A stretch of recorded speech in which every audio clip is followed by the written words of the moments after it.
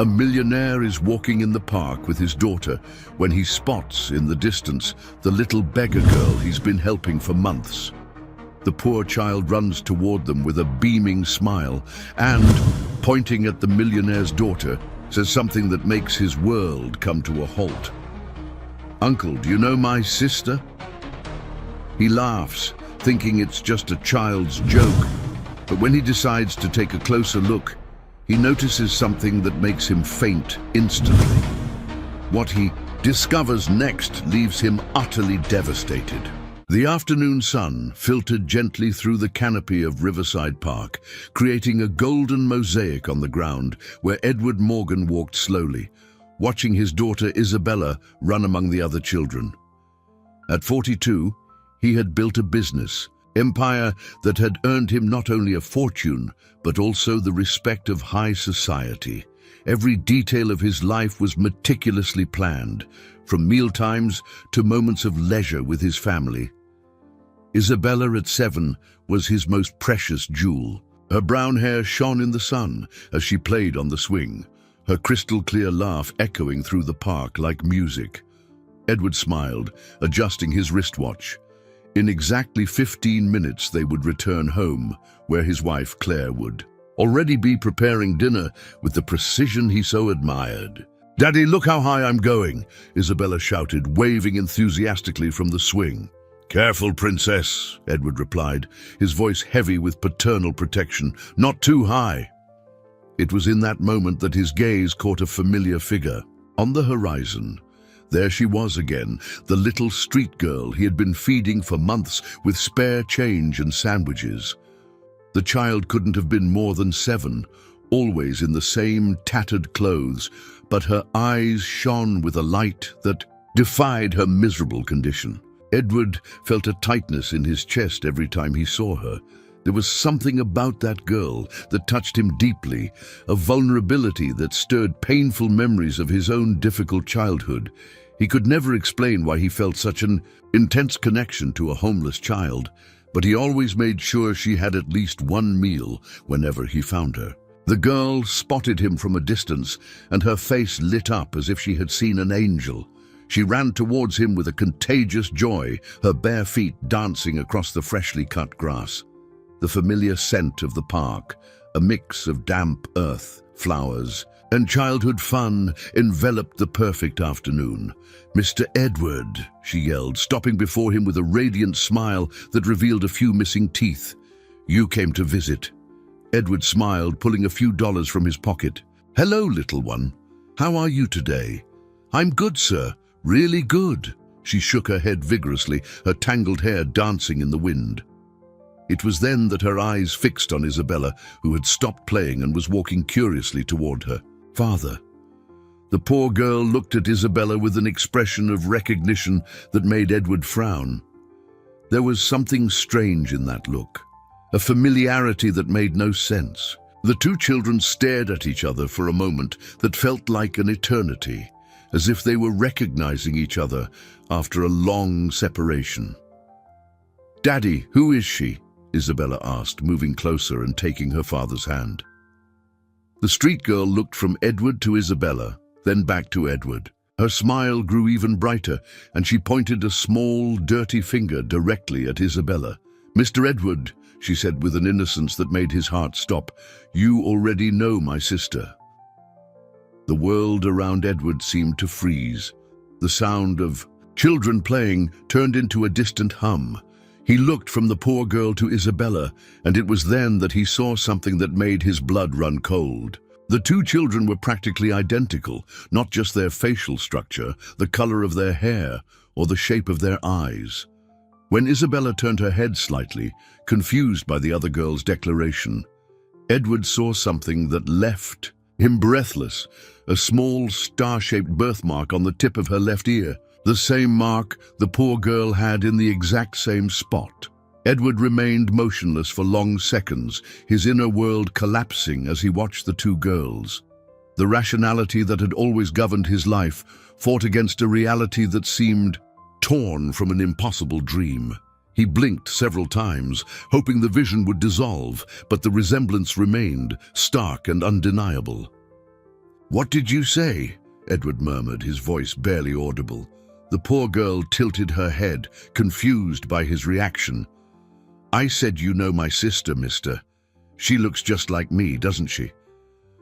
She smiled again, as if it were the most natural thing in the world. Isabella looked at the other child with growing curiosity.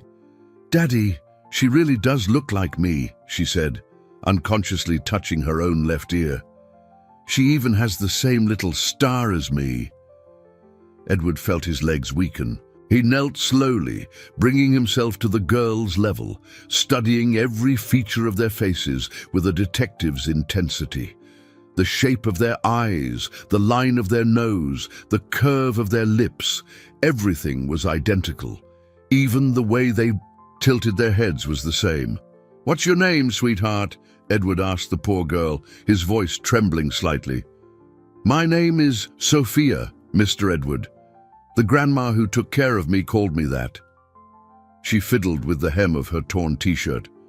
"But she went away 2 weeks ago, and now I live by myself in the place we used to sleep." A knot formed in Edward's throat. "By yourself? Where exactly?" "In a little spot under the Grand Avenue Bridge," Sophia answered matter-of-factly, as if it were normal for a 7-year-old to live on the streets. "But it's not too far from here. I always come to the park because it's where I feel happiest." "And you said I'm your sister?" Isabella asked, her childish innocence navigating the extraordinary situation more easily than her father. "Yes, from the very first. Time I saw you here in the park, I knew we were sisters," Sophia explained, her eyes shining. "I could feel it in my heart." She tapped her chest. "Didn't you feel it too?" Isabella nodded slowly. "I did. Whenever I saw you, I wanted to play with you." "Daddy, can I play with Sophia?" Edward was in total shock. His analytical mind worked furiously, trying to find logical explanations for the impossible. Twins separated at birth, but he was there when Isabella was born. He remembered every detail of that day, or at least he thought he did. "Sophia," he said carefully, "do you know anything about your parents? About when you were born?" The girl shook her head sadly. "Grandma always said I was found when I was just a tiny baby. She said a very elegant lady brought me for her to take care of, but she never came back. Grandma stayed with me until she got very sick." A chill ran down Edward's spine. An elegant lady. His mind flew to his wife, Claire, then to his mother, Helen. Both were described as elegant by everyone who knew them. "And do you remember anything about this lady?" Edward pressed, ignoring Isabella's confused look. "Not much, mister. I was too little, but Grandma said she said something strange, that I should stay away from the big city until I was much older, that it was dangerous for me." Sophia's words echoed in Edward's mind like an alarm bell. Dangerous? Why would it be dangerous for a child to be in the city, unless someone didn't want her to be found? "Daddy, why are you so quiet?" Isabella asked, touching her father's arm. Edward looked at his daughter, then at Sophia. The resemblance wasn't just physical, there was something deeper, a similar energy, a way of expressing themselves that was frighteningly identical, as if they were the same person split into two bodies. "I'm just surprised," he answered, trying to remain calm. "Sophia, would you like to come with us? We can have lunch together, talk some more." Sophia's eyes lit up like fireworks. "Really, Mr. Edward, I can go with you." "Please, Daddy," Isabella begged, holding her father's arm. "I want to show Sophia my toys." Edward nodded, but his mind was in turmoil. He needed to understand what was happening. He needed to uncover the truth about Sophia, about her birth, about everything. But a part of him already knew, deep in his soul, that his life would never be the same again. As they walked towards the car, watching the two girls chat as if they were lifelong friends, Edward realized he was about to uncover secrets that could destroy everything he believed to be true about his family. The drive to the Morgan estate was filled with a tense silence, broken only by the crystal-clear laughter of the two girls in the back seat. Edward watched in the rearview mirror as Sophia and Isabella interacted with a naturalness that defied all logic. They finished each other's sentences, laughed at the same things, and even their gestures were synchronized. "Sophia, have you ever been in a car before?" Isabella asked, holding her new friend's hand. "Only once, when I was really little," Sophia replied, her eyes wide with wonder at the luxurious interior of the vehicle. "But I remember I felt safe, just like now." A lump formed in Edward's throat. How could a 7-year-old remember something from when she was a baby, unless that car ride had been traumatic enough to sear itself into her memory? Upon arriving at the mansion, Edward watched Sophia's reaction. She didn't show the astonishment one would expect from a street child faced with such opulence. Instead, she looked around with a vague expression of recognition, as if the environment were familiar to her. "It's a very big house," Sophia murmured.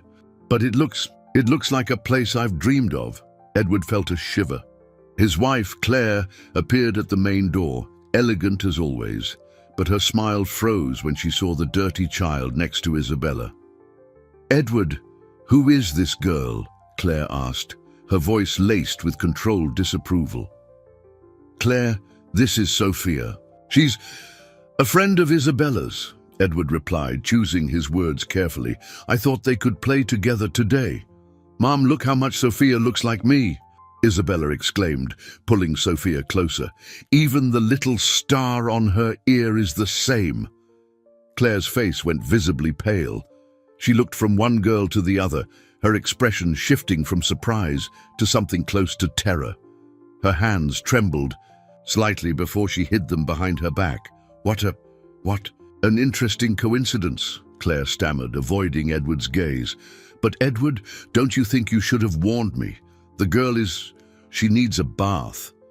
"Of course," Edward replied, watching his wife's reaction closely. "Sophia, how about a nice warm bath? Claire can lend you some of Isabella's clothes." "I'll handle it," Claire said quickly, her voice still unsteady.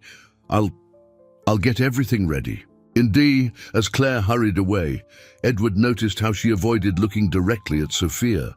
There was something in her reaction that wasn't just surprise or social discomfort. It was fear. "Daddy Edward," Sophia called out, using for the first time the BEGGAR term Isabella always used. "Can I ask a question?" "Of course, sweetheart. Why was your wife scared of me?" The question hit Edward like a lightning bolt. The child's perception was stunning. "Why do you think she was scared?" "She went pale, like my grandma did when she told ghost stories," Sophia explained simply. "And she couldn't stop looking at me, but she pretended she wasn't." Edward knelt, again studying Sophia's face. "You're a very smart girl, aren't you? Grandma always said I was special, that I saw things other people didn't." Sophia fiddled with the hem of her shirt. "She said I had a gift, but that I had to be careful with it." "What kind of gift?" "I know when people are lying," Sophia answered matter-of-factly.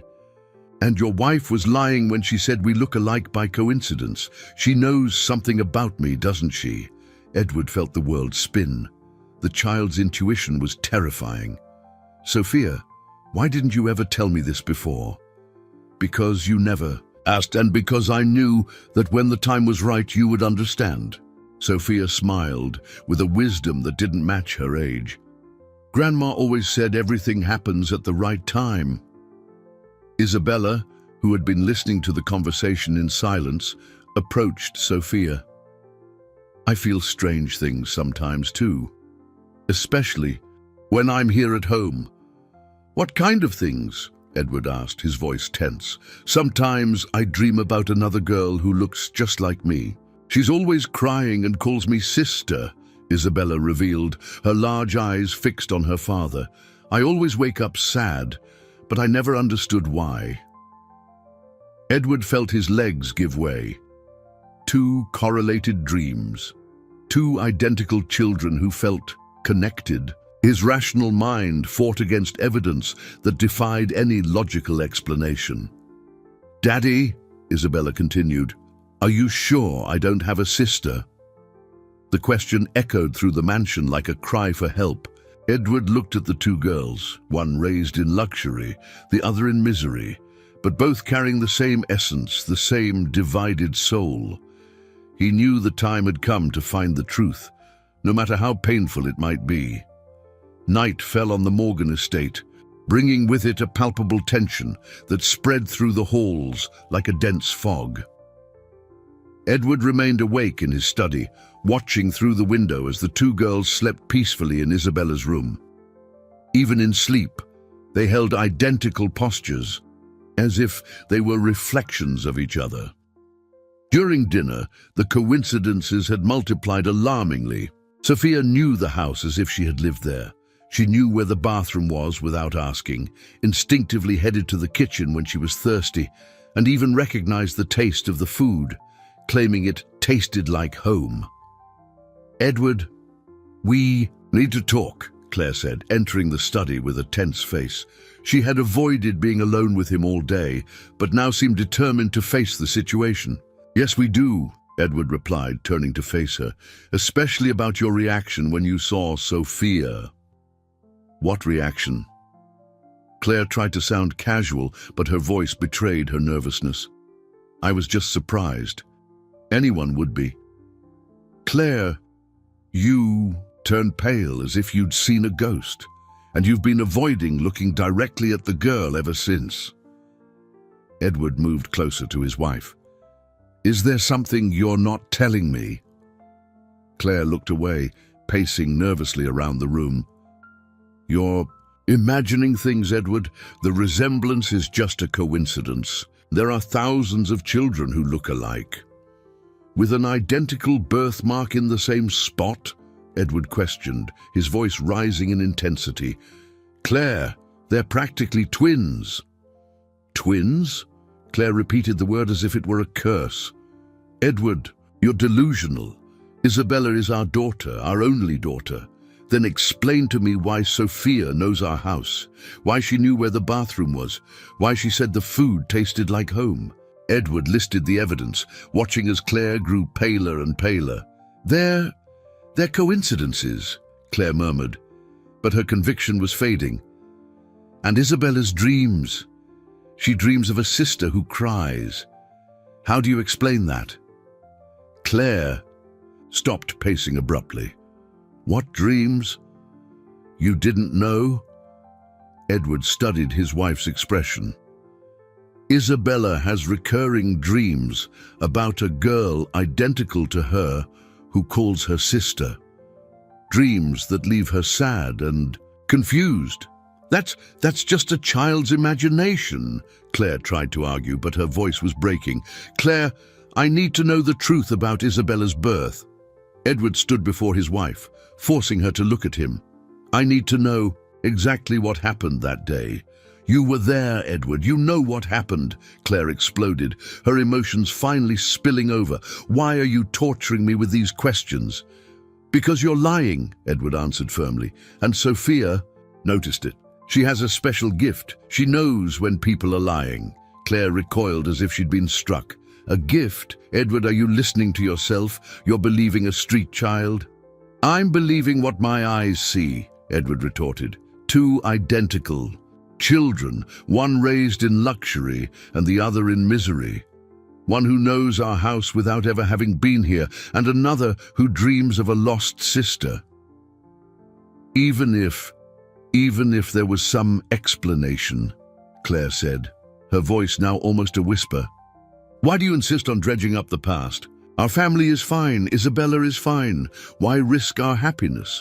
Because if Sophia is truly my daughter, she shouldn't be living on the street," Edward replied with determination. "She should be here with us, being raised with the love every child deserves."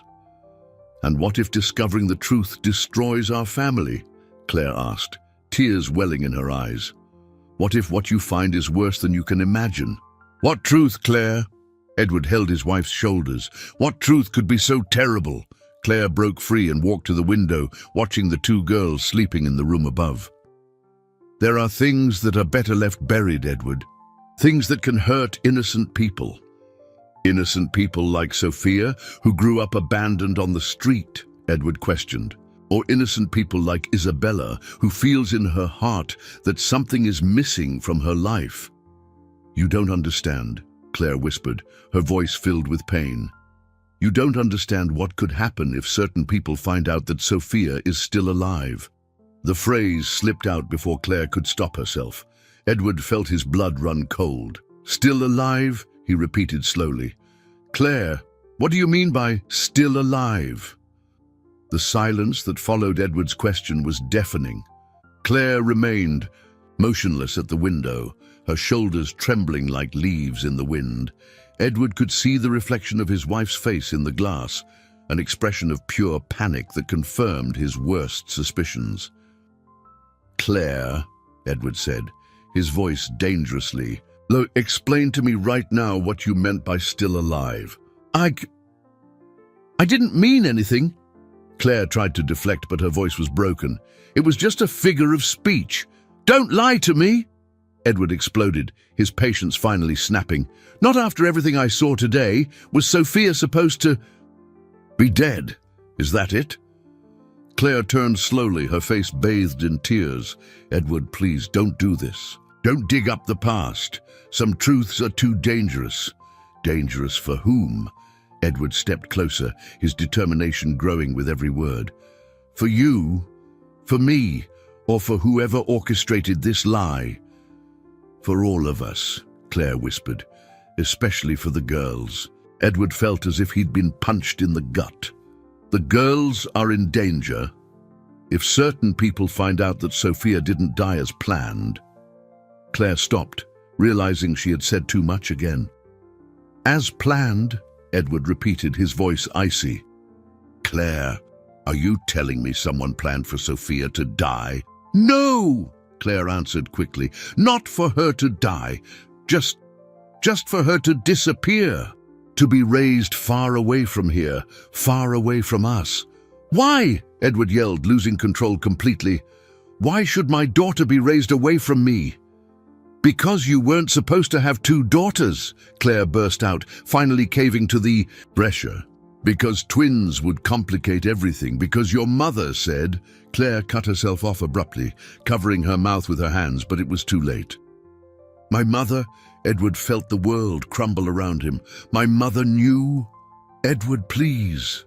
My mother knew, Edward repeated, his voice echoing through the mansion. She knew I had two daughters and decided that one of them had to disappear. She said it was for the good of the family, Claire cried. That twins would bring complications for the inheritance, for the business. That one child was perfect, but two would create problems. And you agreed. Edward looked at his wife as if seeing her for the first time. You agreed to separate my daughters. I was vulnerable.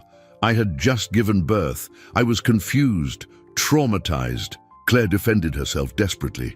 Your mother said it was the best solution, that the girl would be well taken care of, that she would have a good life. A good life? Edward laughed bitterly. She was living under a bridge, Claire. Under a bridge.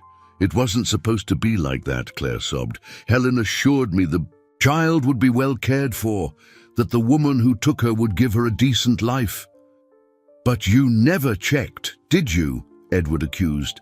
You never cared to find out if my daughter was really okay. I couldn't. Your mother forbade any contact. She said it would be dangerous for all of us if the truth came out. Edward stepped away from Claire, feeling nauseous. My own mother, my own wife, you conspired to steal my daughter from me. It wasn't theft, Claire tried to argue. It was a difficult decision made for the love of the family. Love? Edward laughed humorlessly. You call this love? Condemning an innocent child to misery to protect an inheritance? Edward, you have to understand. Your mother has so much power, so much influence. She said if the truth came out, it could destroy everything you've built. And she's right, Edward said, his voice now frighteningly calm. This is going to destroy everything, but not in the way she imagined. What do you mean? I mean, I'm going to find out the whole truth, every sordid detail of this conspiracy. Edward headed for the door. And then I'm going to make sure Sophia gets everything that was stolen from her. Edward, wait. Claire ran after him. You can't confront your mother. She's capable of... Capable of what? Edward turned abruptly, making Sophia disappear again, threatening my family. Yes, Claire whispered. Exactly that. Edward felt a chill in his spine. Then she's even more dangerous than I imagined. Edward, please think of the girls. If you stir this up, you could put us all at risk. The girls are already at risk, Edward replied. One of them spent 7 years living on the street because my mother decided she didn't deserve a family. That ends now. Where are you going? To talk to my mother, Edward said, his determination unshakable. And this time, she's going to tell me the whole truth. Edward, no! Claire yelled, but he was already gone, leaving her alone with the weight of her secrets and the terror of what might happen when the truth finally came to light. The mansion of Helen Morgan stood imposing in the pre-dawn hours, its lit windows suggesting the family matriarch was still awake. Edward parked the car with trembling hands, not from fear, but from a cold rage he had never felt before. At 72, his mother maintained an iron grip on the family business, and apparently on decisions that should have been his alone.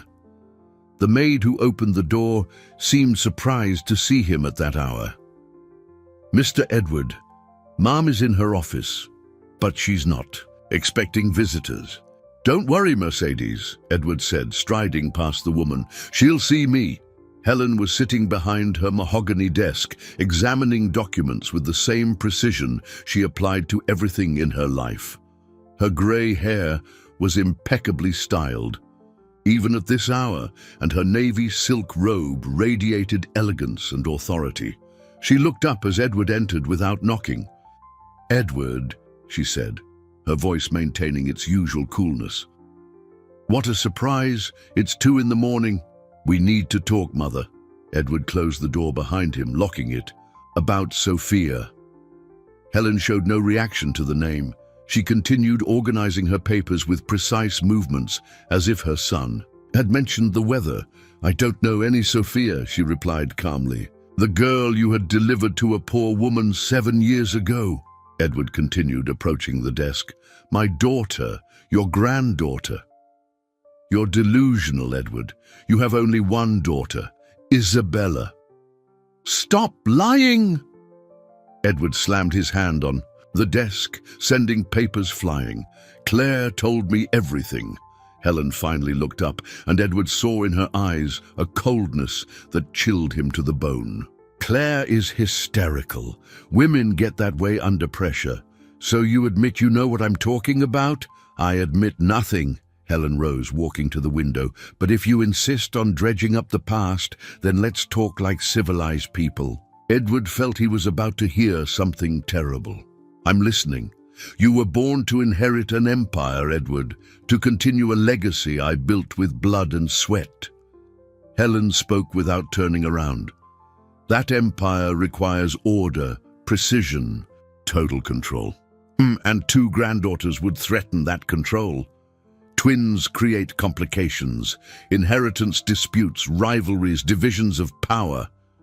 Helen turned, her expression glacial.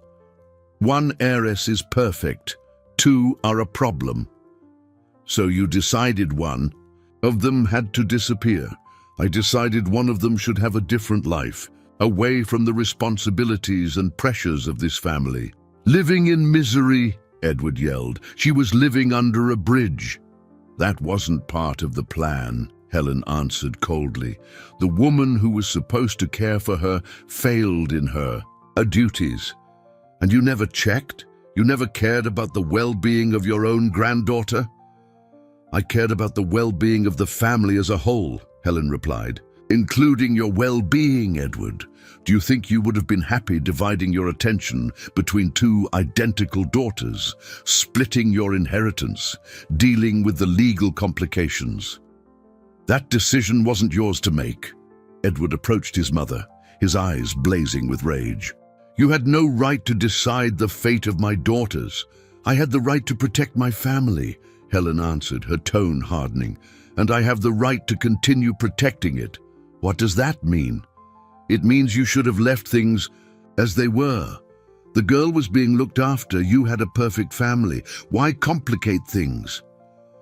Because she's my daughter, Edward shouted. Because she deserves love, care, a real family. And now that you've found out, what do you intend to do? Helen asked, her voice laced with a challenge. Bring her home. Explain to your business partners, to society, to the press, how a second daughter magically appeared. Yes, that's exactly what I'm going to do. Even knowing it could destroy everything we've built, even knowing it could lead to investigations, questions about the legality of Isabella's adoption. Edward felt his blood run cold. What do you mean? I mean that when you mess with the past, you sometimes find things you'd rather not know. Helen smiled coldly. Are you sure you want to know the whole truth about how your daughters were born? What truth? The truth about why it was so easy to separate the twins, the truth about what really happened at the hospital that night. Helen moved closer to her son.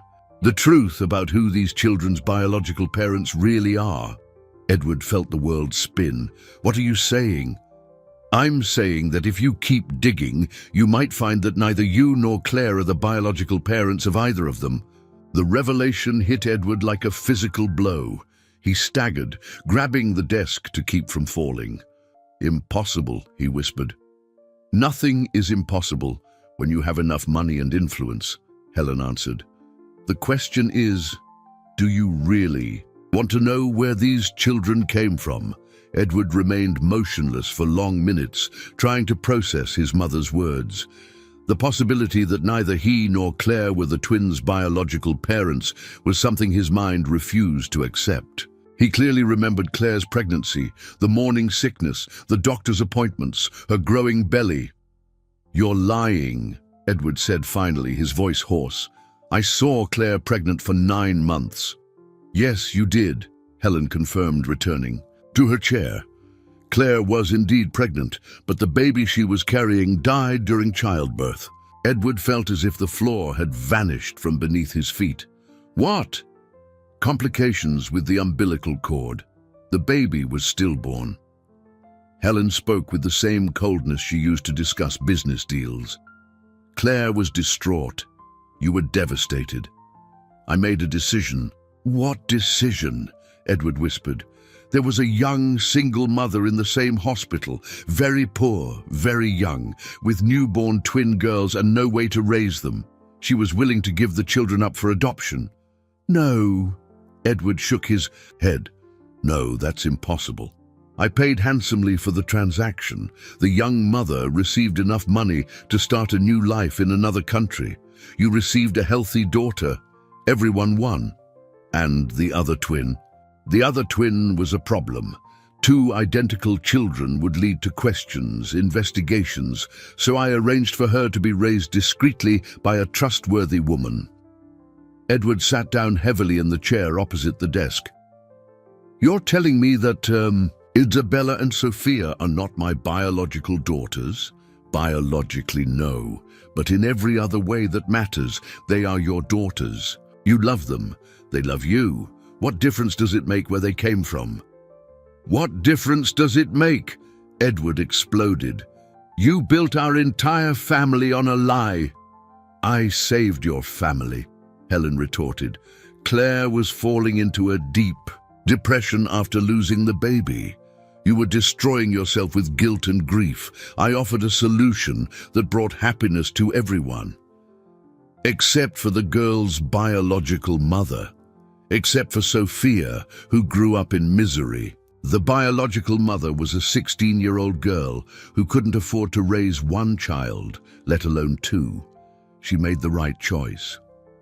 Choice? Edward laughed bitterly. Or was she coerced by your influence and your money? She signed all the lay papers voluntarily. I have everything documented. Helen remained silent. letting the magnitude of the revelation sink in. His entire life was a carefully constructed lie. His fatherhood, his family, even his grief, all had been manipulated by his mother. "Where is the biological mother now?" he asked. "She died 3 years ago. Cancer." Helen answered without emotion. She never tried to make contact, never questioned the decision. She lived a quiet life in Europe with the money she received. "So, there's no way to confirm your story?" "There are documents, medical records, proof of payment." Helen opened a drawer and pulled out a file, all meticulously archived. Edward stared at the file as if it were a venomous snake. "Why are you telling me this now?" "Because you need to understand the consequences of your actions. If you bring Sophia home, if you make this a public case, this information will come out." Helen leaned forward. "Are you prepared to explain how you found a second daughter? How she is genetically identical to the first?" "I'll tell the truth. The truth is that you and Claire are not the biological parents of either girl. The truth is that your entire fatherhood is based on fraudulent documents. The truth is you could lose both girls to social services." Terror seized Edward's chest. "You wouldn't. I wouldn't have to do anything, just allow the truth to come out." Helen smiled coldly. "Or you can forget Sophia, leave things as they are, and continue being a loving father to Isabella. You're blackmailing me. I'm offering you a choice: protection for the family you have, or destruction for everyone in the pursuit of an impossible justice." Edward looked at the file in his hands. Inside was the truth that could destroy everything he held real. But it was also proof that Sophia was his daughter, perhaps not by blood, but in every way that truly mattered. "There's a third option," Edward said slowly. "Which is? I take Sophia home and you keep your mouth shut. Forever." Helen laughed. "And why would I do that? Because if you try to destroy me, I will destroy you first. Document fraud, child trafficking, blackmail. I'm sure I can find enough evidence to put you in prison. You don't have the courage. Try me." Edward stood up, taking the file. "My daughter Sophia is coming home tomorrow. And if anything happens to her, or to me, or to any member of my family, these documents go straight to the police and the press." "Edward, don't underestimate me, Mother. You taught me how to play dirty far too well." Edward left the mansion knowing he had just declared war on his own mother, but he also knew there was no other choice. Sophia deserved a family, and he would do anything to give her one. Edward arrived home as the sun was beginning to rise, finding Claire sitting in the living room, still in her robe from the night before. Her eyes were red and swollen from a sleepless night. She looked up as he entered, and the panic on her face intensified when she saw the file in his hands. "Edward," she whispered, "where have you been?" "Talking to my mother," he answered, placing the file on the coffee table.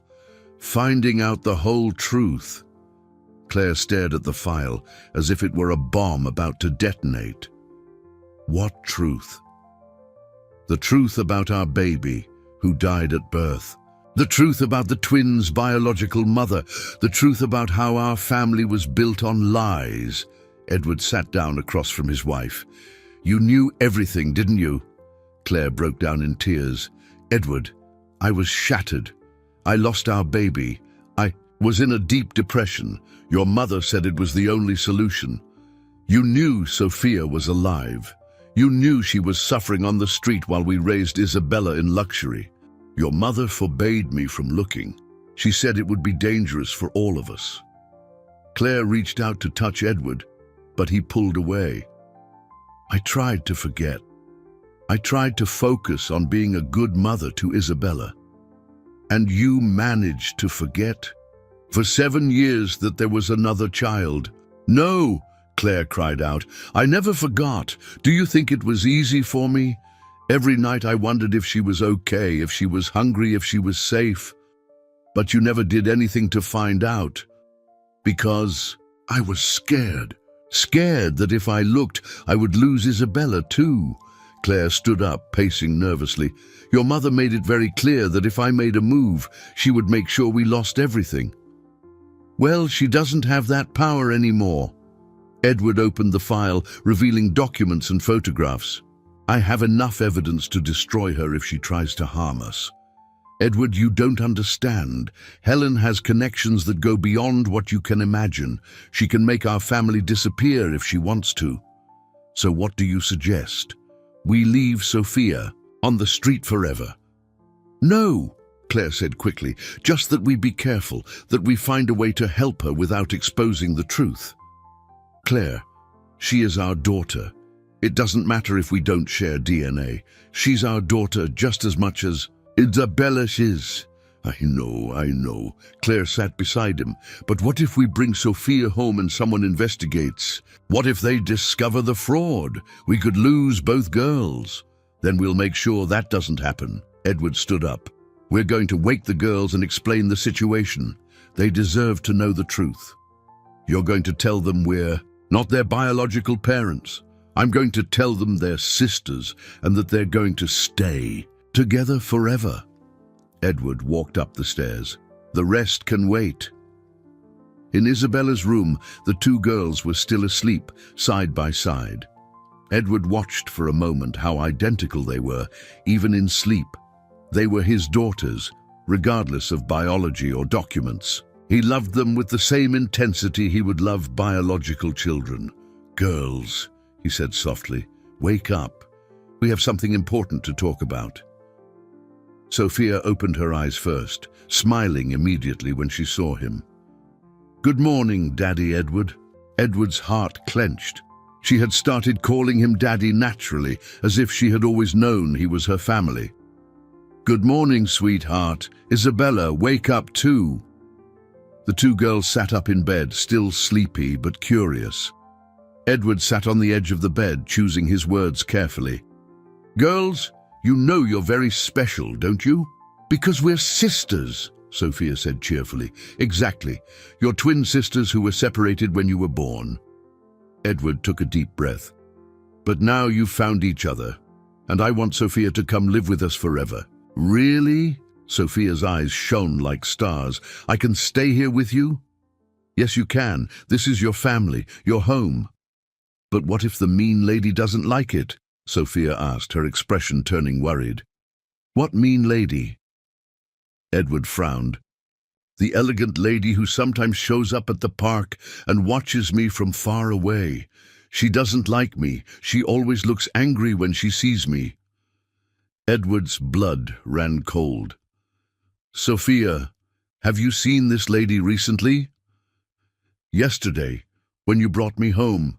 She was in a black car, watching. Sophia moved closer to him. Daddy Edward, she won't take us apart again, will she? Edward hugged both girls tightly. No, sweetheart. No one will ever separate you again. I promise. But even as he made the promise, Edward knew his mother wouldn't give up easily. She had spent 7 years keeping Sophia away, and now that her plans were being destroyed, she would be capable of anything. Girls, from now on, you don't leave the house without me or Mommy Claire, okay? Why? Isabella asked. Because there are people who might try to hurt our family. But I'm going to protect you. Sophia took Edward's hand. Daddy Edward, I know you'll protect us. I always knew you were my real dad. The girl's words touched Edward deeply. Regardless of biology or circumstance, the love between them was real and pure. Now he had to make sure nothing and no one destroyed his family again. The following days passed in an atmosphere of tension disguised as normalcy. Edward had discreetly hired a security firm for the estate, installing cameras at all entry points and hiring 2 guards who rotated in shifts. Officially, they were routine precautions for a wealthy family. In reality, they were measures of protection against his own mother. Sophia adapted to her new life with a readiness that surprised everyone. It was as if she had always belonged in that luxurious environment. She instinctively knew where rooms were, how to use the kitchen utensils, and even recognized some of the family portraits hanging on the walls. "Daddy Edward," she said during breakfast, "why is there a picture of me in the hallway?" Edward nearly choked on his coffee. "What picture, sweetheart?" "That little one, in the gold frame. I'm wearing a white dress." Sophia drank her orange juice. "But I don't remember taking that picture." Claire and Edward exchanged a look. It was a photo of Isabella as a baby, taken on her first birthday. The resemblance was so perfect that Sophia believed it was her. "That's a picture of Isabella when she was a baby," Edward explained gently. "But you two look so much alike. It really does look like you." "Oh," Sophia nodded, as if it were the most natural explanation in the world. "Mommy Claire, can I have a picture of me too?" Claire was moved by the request. "Of course, sweetheart. Today we'll take lots of pictures of you." "Of us," Isabella corrected. "We'll take pictures of us because now we're a whole family." Edward smiled, watching how the two girls naturally completed each other's sentences. They had developed their own language, full of meaningful looks and synchronized gestures. It was as if they were making up for 7 lost years of togetherness. It was while Edward was working in his home office that the phone rang. It was an unknown number, but he answered as a precaution. "Hello? Edward." His mother's voice was glacial. "We need to meet." "We have nothing to talk about, Mother." "Yes, we do, especially about the girl's safety." A chill ran down Edward's spine. "What kind of safety?" "The kind you can't guarantee alone. Meet me at the cafe on Maple Street in an hour." "I'm not leaving the girls alone." "Then bring Claire with you." "But come." The line went dead. Edward stared at the phone, feeling he was being manipulated again. But the mention of the girl's safety worried him. He called Claire and explained the situation. "It could be a trap," Claire said nervously. "It could be, but I can't ignore it if she knows about a real threat." Edward looked out the window, watching the twins play in the garden under the supervision of one of the guards. "We'll take the girls. I'm not leaving them." An hour later, the family was gathered at the elegant cafe Helen had chosen. It was a public place, which partially reassured Edward. His mother was already sitting at a discreet table in the back, impeccably dressed as always. "Grandma Helen!" Isabella ran to hug her, followed hesitantly by Sophia. "Hello, Isabella," Helen said, returning her granddaughter's hug. But when Sophia approached, she watched her with an expression Edward couldn't decipher. "Grandma, this is my sister Sophia," Isabella said proudly. "She lives with us now." "Hello, Sophia," Helen said, her voice carefully neutral. "You're being well cared for, I see." "Yes, Mum. Daddy Edward and Mommy Claire are very good to me." Edward watched the interaction closely. His mother studied Sophia with the same clinical gaze she used to evaluate investments. There was something calculating in her expression that made him uncomfortable. "Girls, how about you get some ice cream?" Helen suggested, handing Isabella some money. "You can go up to the counter." When the children moved away, Helen turned to Edward and Claire. "You've made a grave mistake." "Taking care of my daughter is not a mistake," Edward retorted. "Exposing the situation this way is." Helen leaned forward. "People are already asking questions. Private investigators, curious journalists. The story of a found second daughter is attracting attention." "What kind of attention?" Claire asked, worried.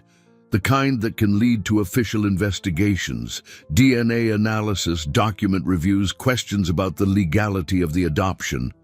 Helen paused. "You're playing with fire. So what do you suggest?"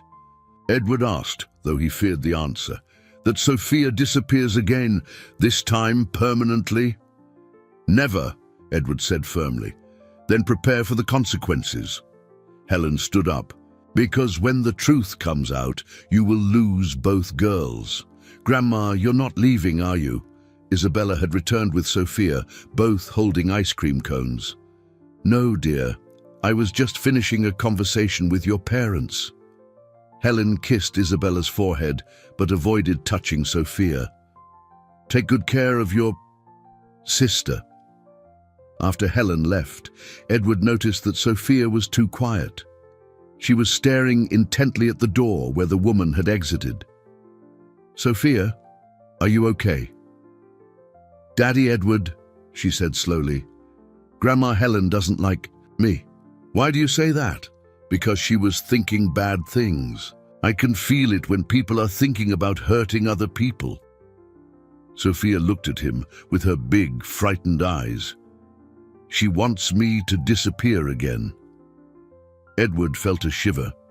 Sophia's intuition was frighteningly accurate. "Don't worry, sweetheart. I will never let that happen."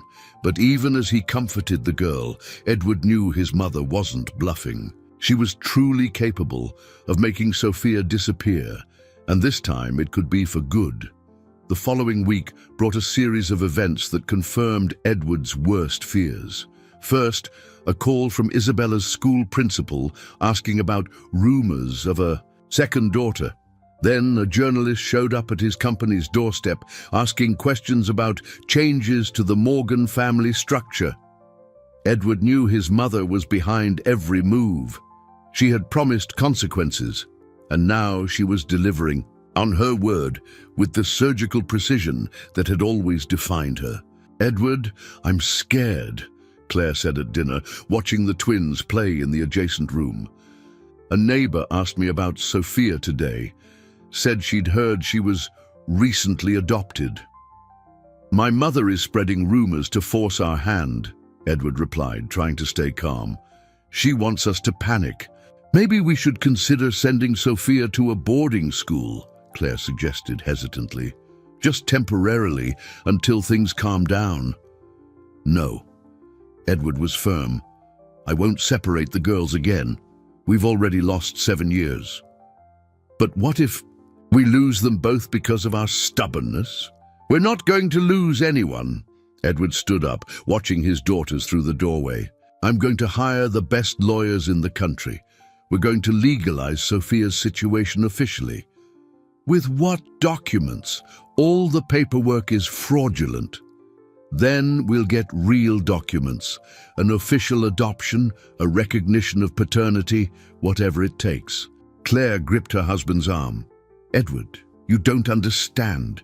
Your mother has influence over judges, clerks, government agencies.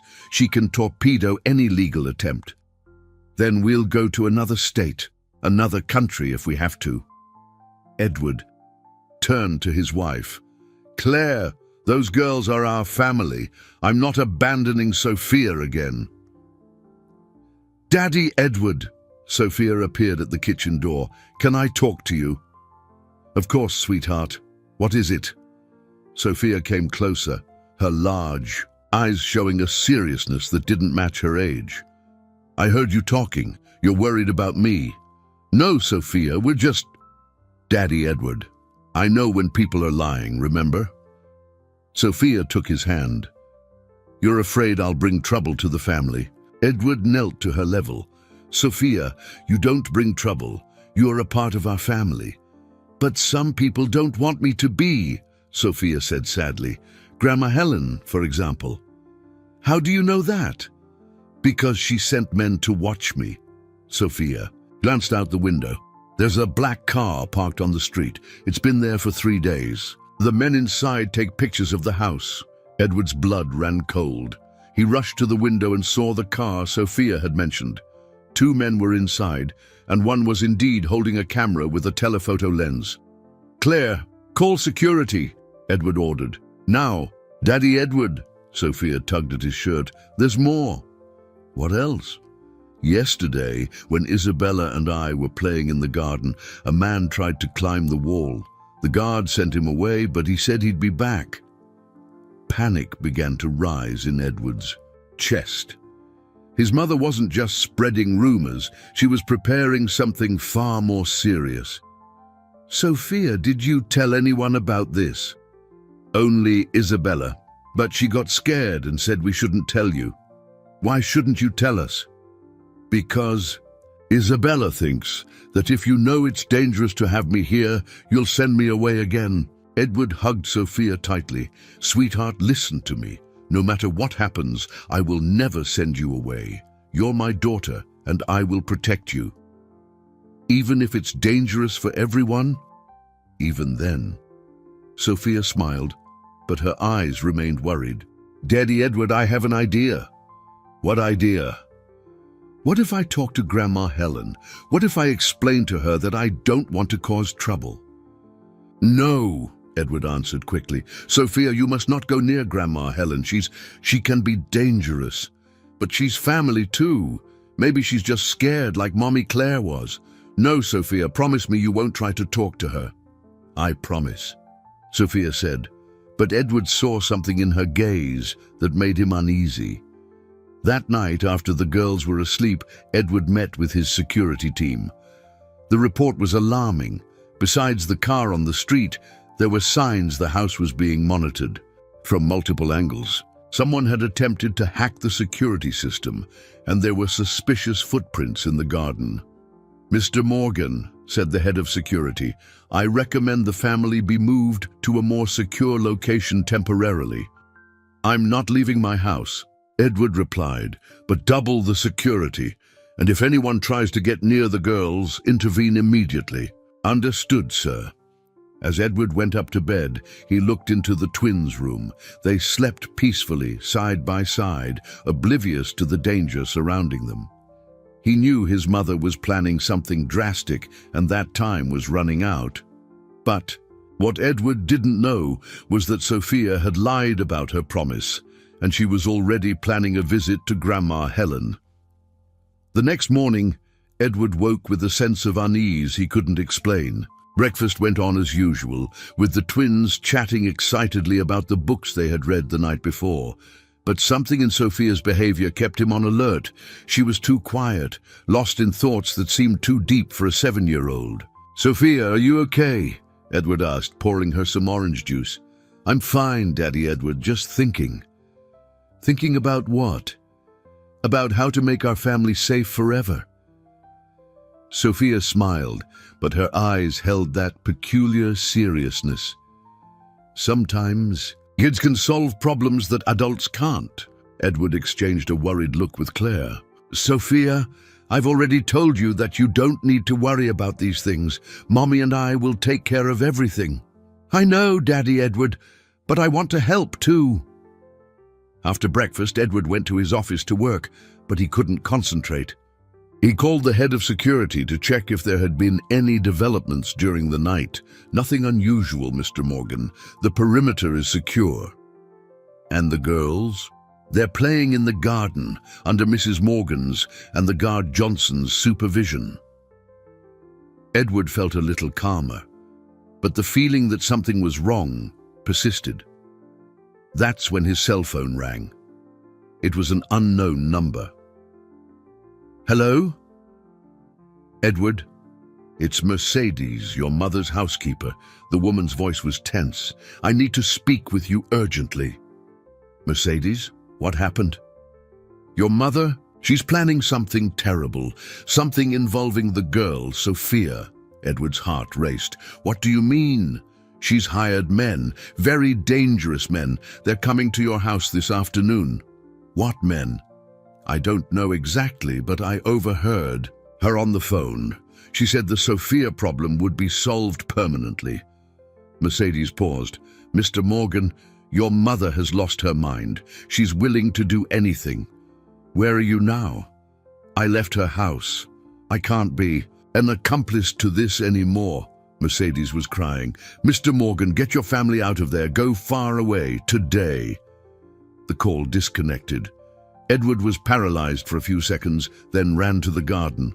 Claire was sitting on a bench reading a book, but the girls were nowhere in sight.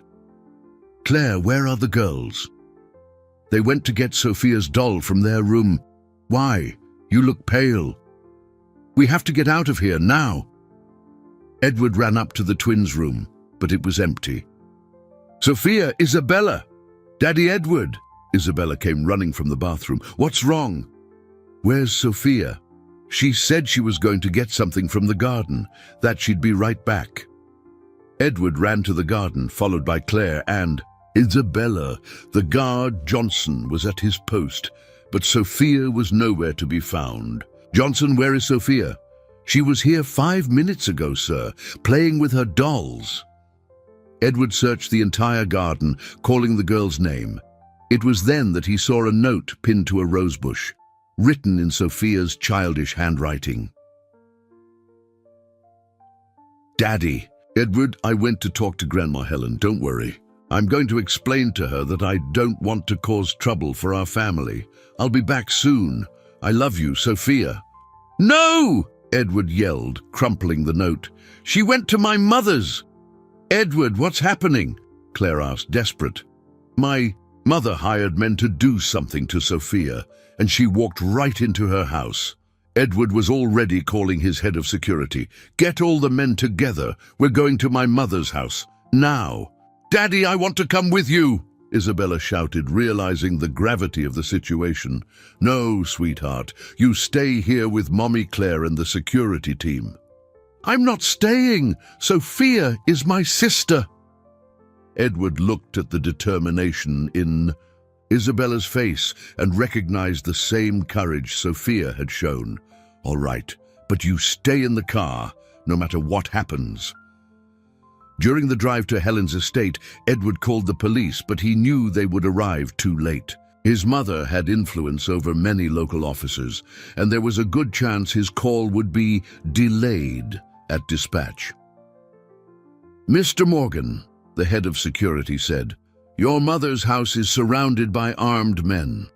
These aren't normal security guards." "How many?"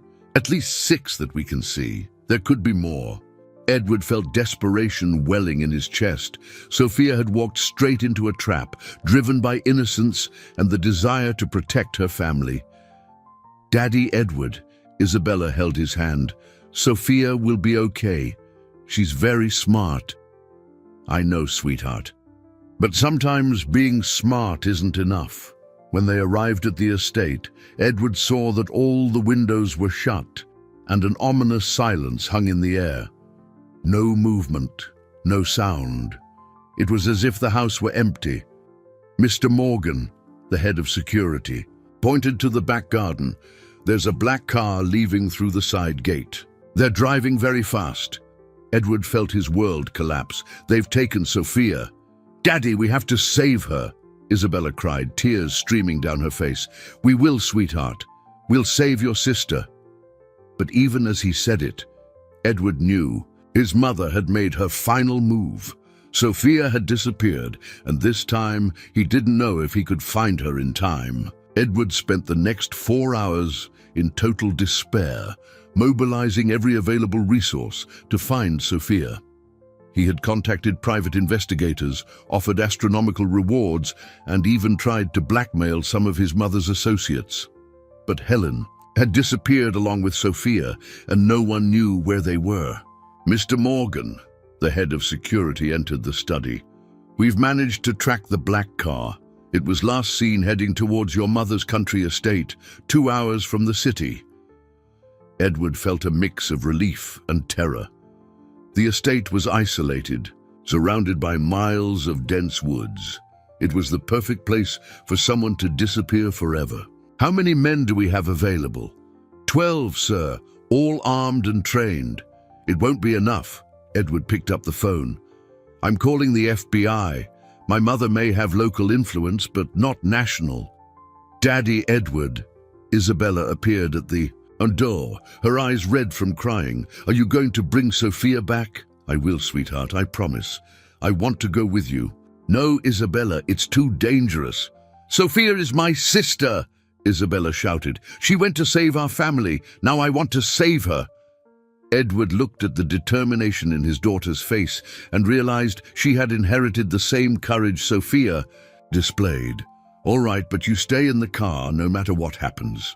During the drive to the estate, Edward called his mother several times, but every call went straight to voicemail.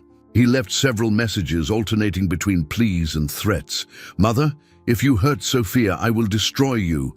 No matter what happens to me, I will make sure you pay for this." When they arrived at the estate, Edward saw that the place was more fortified than he had imagined. There were armed men in strategic positions, and all entrances seemed to be blocked. Mr. Morgan, the head of security, pointed to the main house.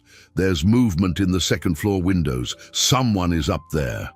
Edward grabbed the binoculars and saw a small figure in one of the windows. It was Sophia, and she seemed to be trying to signal something. "She's alive," Edward sighed in relief. "I have to get to her." "Sir, it's suicide. They have the numbers and the high ground. Then we'll use the only advantage we have." Edward turned to Isabella. "Sweetheart, do you remember how Sophia always said you two were connected?" "Yes, Daddy. Sometimes I feel what she's feeling." "Are you feeling anything now?" Isabella closed her eyes, concentrating. "She's scared, but she's not hurt, and she's trying to tell us something." "What?" "She wants you to go to the house alone. She says Grandma Helen will only talk to you." Edward hesitated. It was obviously a trap, but it might be his only chance to save Sophia. "All right," Edward addressed his security team. "You all stay here. If I'm not out in 1 hour, call the FBI and storm the house." "Mr. Morgan, this is insane." "Maybe it is, but that's my daughter in there." Edward walked slowly towards the house, keeping his hands visible. The armed men watched him, but no one fired. The front door opened before he reached it. "Edward," his mother appeared in the doorway, elegantly dressed as always. "You came. Where is Sophia?" "She's safe, for now." Helen stepped aside, allowing him to enter. "Come, let's settle this once and for all." Edward entered the house, noting at least 4 armed men in the living room. His mother led him to the library, where a table was prepared with documents. "Sit down, Edward. I'm not sitting down until I see Sophia." "You'll see her after you sign these papers." Helen pointed to the documents. "It's a declaration acknowledging that Sophia is not your daughter and that you relinquish any and all claim to her." "Never." "Then she will disappear, permanently." "You wouldn't do that. She's your granddaughter. She is a problem that needs to be solved." Helen stepped closer. "Edward, you still have Isabella, a perfect daughter, a stable family. Why risk it all for a child who has brought nothing but trouble?" "Because I love her. Because she is my daughter." "She is not," Helen exploded. "You know she's not. She's the daughter of some nobody who sold her children for cash. That doesn't matter. She's my daughter in my heart." "Sentimentality doesn't build empires, Edward." "Daddy, Edward!" Sophia's voice echoed through the house. "I'm here!" Edward looked up and saw Sophia on the staircase, held by a large man. She looked frightened but not injured. "Sophia, are you okay?" "I am, Daddy, but Grandma Helen is very sad. She needs help." "Shut up, girl," the man holding her said rudely. A murderous fury rose in Edward's chest. "Take your hands off my daughter." "Or what?" the man laughed. "Or you'll find out just how far a father will go to protect his child." "Edward," Helen interrupted, "sign the papers. It's the only way we all get out of here alive." "Daddy, Edward," Sophia cried out, "don't sign. Grandma Helen is lying. She needs you, not for me to be away." Edward looked at the 7-year-old girl who was showing more wisdom than many adults. "What do you mean, Sophia?" "She's afraid of dying alone. She wants you to forgive her, but she doesn't know how to ask." Helen went pale. "Don't listen to this child. She's delusional." "No, Mother," Edward said, staring at her intently. "For the first time, someone is telling the truth in this house." The silence that followed Edward's words was heavy with emotion. Helen remained motionless, as if Sophia's words had pierced armor she had worn for decades. Her eyes, always so cold and calculating, shimmered with unshed tears. "Grandma Helen," Sophia said gently, "can you let me go? I won't run. I want to talk to you." The man holding Sophia looked at Helen, confused. The matriarch nodded slowly, and he released the girl. Sophia walked calmly down the stairs as if she were in no danger at all. "Sophia, come back here," Edward yelled, but she shook her head. "It's okay, Daddy Edward. Grandma Helen isn't going to hurt me." Sophia approached Helen. "Can I hold your hand?" The simple question threw Helen off balance emotionally. She looked at Sophia's small, grimy hand, then at her own perfectly manicured fingers. For a moment, it seemed she would refuse, but then she extended her hand. "Grandma Helen," Sophia said, taking the woman's hand, "you're very sad on the inside. I can feel it. Don't be ridiculous, child. I don't get sad. Yes, you do. You're sad because you're afraid no one really loves you, that everyone only gets close because of your money." Helen tried to pull her hand away, but Sophia held it firmly. "You don't know anything about me." "Yes, I do. You lost your mother when you were little, just like I lost the grandma who took care of me. And you became afraid of losing more people, so you decided it was better not to love anyone." "How do you know that?" Helen whispered. "Because I felt the same way before I found my family." Sophia smiled. "But then I learned that loving people isn't dangerous. Being alone is what's dangerous." Edward watched the scene, fascinated. His 7-year-old daughter was doing something he had never managed in 42 years, reaching his mother's heart. "Grandma Helen," Sophia continued, "you think sending me away will protect your family.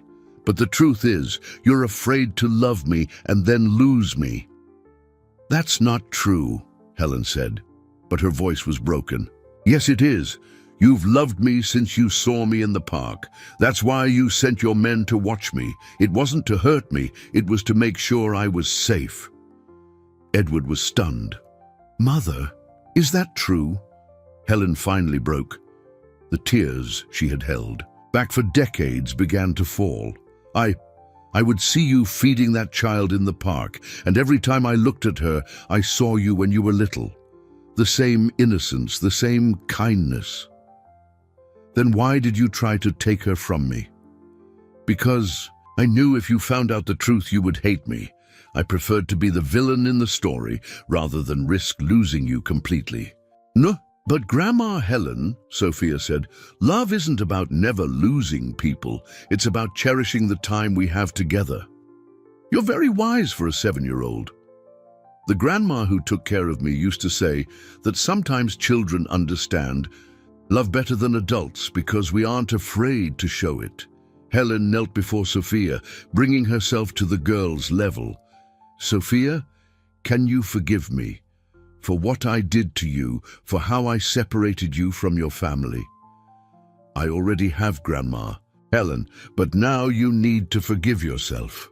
"I don't know how. It starts by being a real grandma to me and to Isabella." "Isabella!" Edward exclaimed, remembering his daughter was waiting in the car.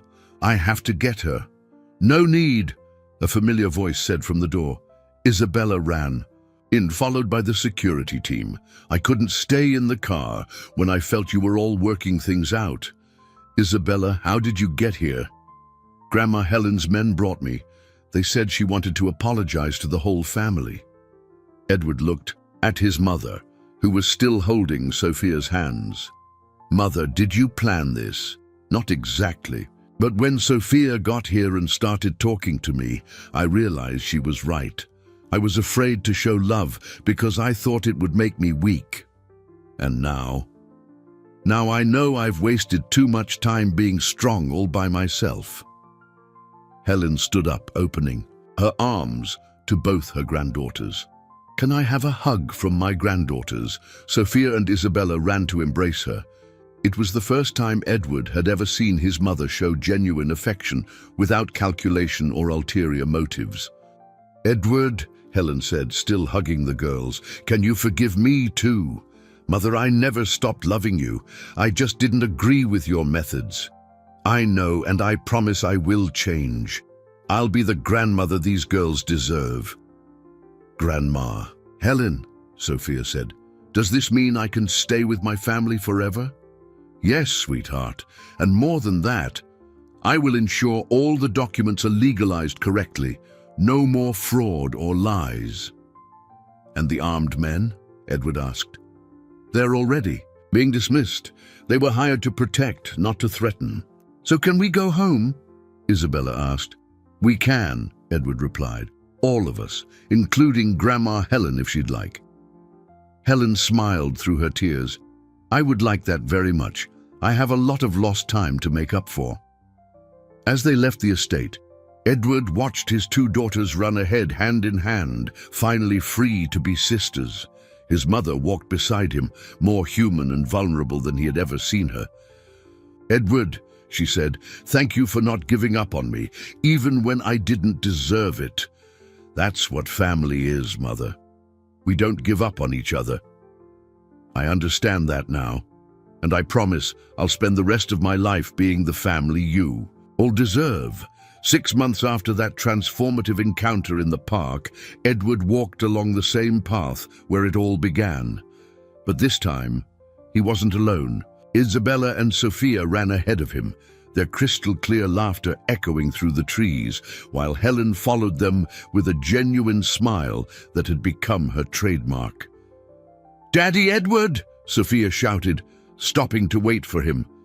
"Do you remember when I asked if you knew my sister?" "I remember it perfectly, sweetheart. It was the most important day of my life." "Mine too," Isabella added, taking her sister's hand, "because it was the day our family became whole." Helen approached, carrying a picnic basket. In the last few months, she had completely transformed. Where there was once calculating coldness, there was now human warmth. Where there was once manipulation, there was now genuine love. "Girls," she called, "how about we pick a nice spot for our lunch?" The twins ran off to explore the park, searching for the perfect location. Edward watched them move in perfect sync, like two parts of the same soul that had finally been reunited. "Edward," Helen said, approaching her son, "do you know I still surprise myself every day?" "With what, Mother?" "With how much I love these girls, with how much I love you." She paused, watching her granddaughters. "I spent my whole life thinking love was a weakness. Now I've discovered it's the only thing that really matters. You've changed a lot, Mother. Sophia taught me it's never too late to change, that it's never too late to choose love over fear." Edward smiled, remembering how his 7-year-old daughter had managed to touch the heart of one of the toughest women he had ever known. She really does have a special gift. They both do. Isabella taught me a lot too, about patience, about forgiveness, about giving second chances. "Grandma Helen," Sophia ran back, followed by Isabella. "We found the perfect spot. It's under the big tree near the lake." "Perfect," Helen replied. "Let's set up our picnic." As they laid out the blanket and arranged the food, Edward reflected on everything that had happened. Claire had divorced him after a few months, unable to cope with the emotional complexity of the situation. But surprisingly, she kept in touch with the girls, visiting them regularly and showing genuine affection for both. "Daddy Edward," Sophia said, sitting beside him, "are you thinking about Mommy Claire?" "How did you know?" "Because you make that face when you think about her. The face of someone who misses her, but also someone who understands." "You're right, sweetheart. I understand why she couldn't stay. Sometimes people need time to process big changes." "But she still loves us," Isabella added. "She said so when she visited last week." "Yes, she does, and we love her too. Family isn't just who you live with, it's who cares about you." "Like Grandma Helen," Sophia said, looking at her grandmother who was preparing sandwiches with motherly care. "She used to live far away from our hearts, but now she lives right next to them." Helen looked up, moved.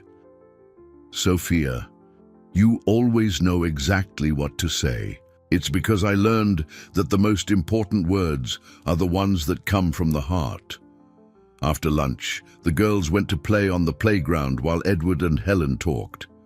The sun filtered gently through the leaves, creating the same golden mosaic that had witnessed the impossible meeting months before. "Edward," Helen said, "you know I've legalized all the girls' documents." "Yes, Mother, thank you for that." "No need to thank me. It's the least I can do." She paused. "I've also set up an educational fund for other children in situations similar to Sophia's. I don't want any child to go through what she went through." "That's wonderful, Mother.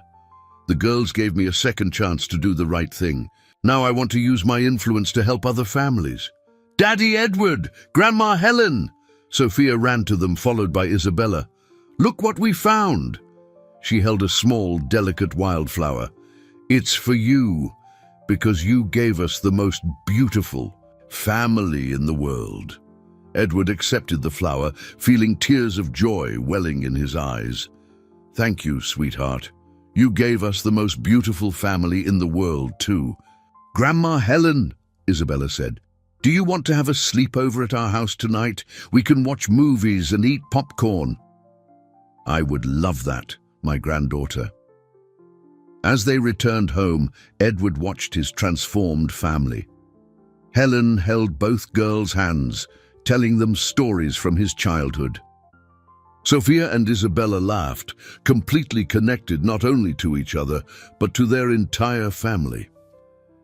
"Daddy Edward," Sophia said, "do you remember when I lived under the bridge?" "I do, sweetheart. Sometimes I felt like I had a family somewhere, that someone loved me even though I didn't know who." She smiled. "Now I know it was you all. You always loved me, even before you found me." "That's right, Sophia. True love doesn't need an address to exist. And now we have an address, a family and love," Isabella added. "We have everything." "Yes, we do," Edward agreed, looking at the sky, which was beginning to take on the golden hues of dusk. "We have everything that really matters." When they got home, Edward looked at the mansion that once seemed perfect but cold. Now it was filled with life, with laughter, with genuine love. The walls echoed with the voices of a truly united family. "Edward," Helen said, "thank you for teaching me that it's never too late to start over." "Thank you for teaching me that true love always finds a way, Mother." "Even when that way goes through a park," Sophia laughed, "and a simple question about knowing a sister." "Especially then," Edward replied, hugging his two daughters. That night, as they watched movies together, Edward realized he had learned the most important lesson of his life, that true wealth isn't in inheritances or social status, but in the courage to face the truth and fight for those we love. And that sometimes the most impossible coincidences reveal the most important truths. The twins discovered they had always been sisters in their hearts, and that no conspiracy can destroy the bonds of blood when they are strengthened by genuine love and justice. And the entire family learned that forgiveness and redemption are possible when true love is present.